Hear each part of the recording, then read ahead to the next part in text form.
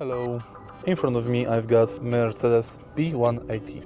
In this video I'll show you how to find and reset tire pressure. At the beginning, take a look at the instrument cluster, navigate through it using this panel on the steering wheel.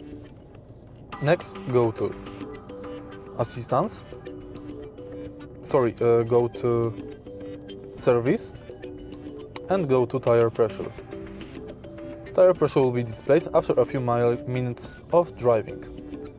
Use current pressure as new reference values. To reset tire pressure, go to this menu by scrolling down.